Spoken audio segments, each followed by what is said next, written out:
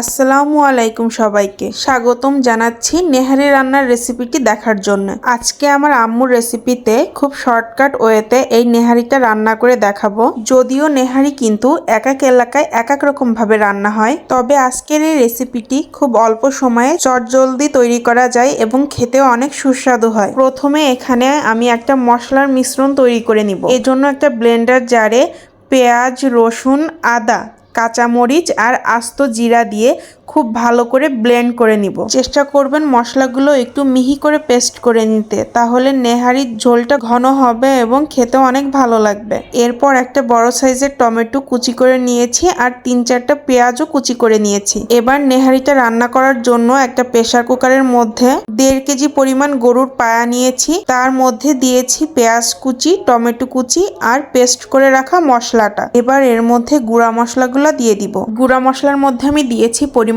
মতো লবণ, হলুদের গুঁড়া, মরিচের গুঁড়া আর ধনিয়া গুঁড়া, আর দিয়েছি কয়েক টুকরা দারুচিনি, এলাচ আর পরিমাণ মতো তেল। আমি কিন্তু এখানে সব মশলাগুলাই খুব অল্প পরিমাণের ব্যবহার করেছি, কারণ নেহারিতে খুব একটা বেশি মশলা ব্যবহার করলে খেতে খুব একটা ভালো লাগে না।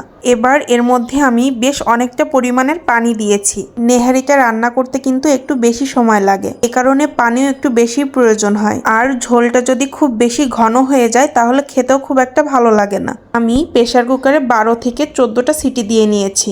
এবার নাড়াচাড়া করার সুবিধার্থে আমি অন্য একটা পাত্রে ঢেলে নিয়েছি। চুলার জালকে লো মিডিয়ামে রেখে এটাকে আমি বেশ অনেকক্ষণ ধরে জাল করে নিব। একটা কথা মনে রাখবেন, নেহারি যত বেশি জাল করা হয় এটার টেস্টও তত বেড়ে যায়। এখন আমি এর মধ্যে গোপন 2টা উপাদান অ্যাড করছি। সেটা হচ্ছে 1 টেবিল চামচ চিনি আর 1/2 টেবিল চামচ গরুর মাংসের মশলা। রান্না শেষ হওয়ার আগে এই 2টি উপাদান যদি অ্যাড করা হয় তাহলে নেহারির স্বাদ 1000 গুণে বেড়ে যায়। আপনারা এই ট্রিক্সটা ফলো করে দেখতে পারেন, আশা করছি অনেক ভালো লাগবে।